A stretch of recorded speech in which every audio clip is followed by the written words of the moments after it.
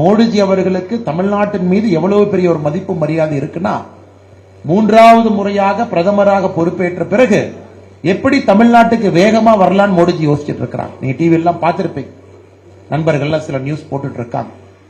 அது நாளை நம்ம எப்படி இருந்தாலும் அமைச்சர் இருக்கிறாங்க, அது உங்களுக்கு உறுதியாக தெரியும். முதல்லயே தமிழ்நாட்டுக்கு நம்ம போகணும். தமிழ்நாட்டில இருந்து தான் நம்முடைய மோடிஜி 3.0 சர்க்காரை இங்கிருந்து ஆரம்பிக்கும் நினைக்கக்கூடிய பிரதமர் எங்கே. அதே நேரத்தில் நீங்க நல்லா புரிஞ்சுக்க, இது பாரதிய ஜனதா கட்சியின் மீது அதிகமாக தாக்குதல் வரக்கூடிய நேரம். ஏன்னா வளரும் போது தாக்குதல் வரத்தான் செய்யும். எந்த மாங்காய் மரத்துல மாம்பழம் சுவையா இருக்கோ 2 கல் எடுத்து அடிக்கத்தான் போறாங்க. அதனால் உங்கள் மீது விமர்சனங்கள் வர வர கட்சி வளருகிறது என்பது அர்த்தம். கட்சி வளரல அப்படின்னா எதுக்கு விமர்சனம் பண்ண போறாங்க? இல்ல பாரதிய ஜனதா கட்சி வளரல, ஒரு 10 பேர் பேசுவாங்க டிவியில.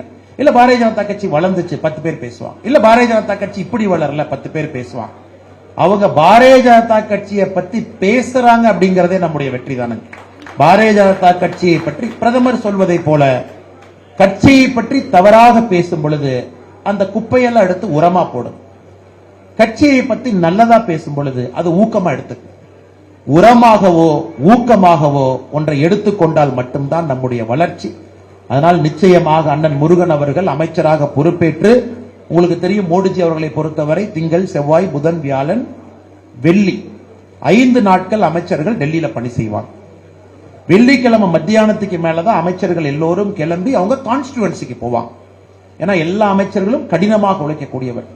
அதிலே முதல் பொறுப்பு நாளைக்கு பாம்பேல இன்டர்நேஷனல் பிலிம் ஃபெஸ்டிவல் இருக்கு.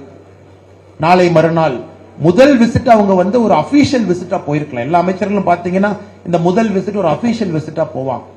ஆனா பாரதிய ஜனதா கட்சியின் மீது இந்த தாய் வீட்டினுடைய பிள்ளை என்னுடைய முதல் சந்திப்பு டெல்லிக்கு வெளியே கமலாலயத்திலிருந்து ஆரம்பிக்க வேண்டும் என்கின்ற ஒரு ஒற்றை குறிக்கோளோடு நம்முடைய கட்சி அலுவலகத்துக்கு வந்த அண்ணன் முருகன் அவர்களுக்கு மறுபடியும் என்னுடைய இழந்த வாழ்த்துக்களை வணக்கங்களை தெரிவித்து, அதே நேரத்தில் மோடிஜி அவர்களுடைய தமிழ்நாட்டினுடைய வருகையும் மிக குறுகிய காலத்தில் இருக்கு.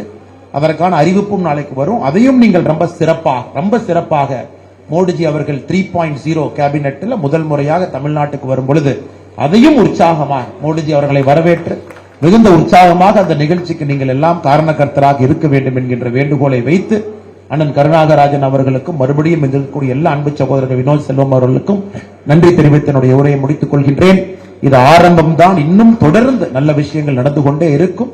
உழைப்பை இரட்டிப்பாக்குங்கள்.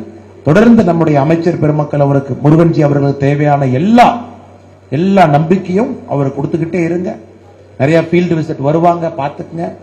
அதே போல நீங்க டெல்லிக்கு போகணும், பிரச்சனை இருக்கு, எடுத்துட்டு போய் அமைச்சரை பாருங்க. உரிமையோட நம்முடைய அமைச்சரை போய் நீங்க பாருங்க.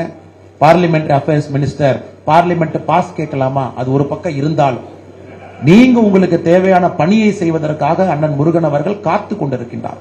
ஆனால் நீங்க உரிமையாக ஒரு அலைபேசி எடுத்து உரிமையாக நீங்க அவரை எப்பொழுதும் கூட டெல்லி போனா வீட்டுக்கு போங்க, பாருங்க, வீட்டுக்கு போய் காஃபி சாப்பிட்டு வாங்க.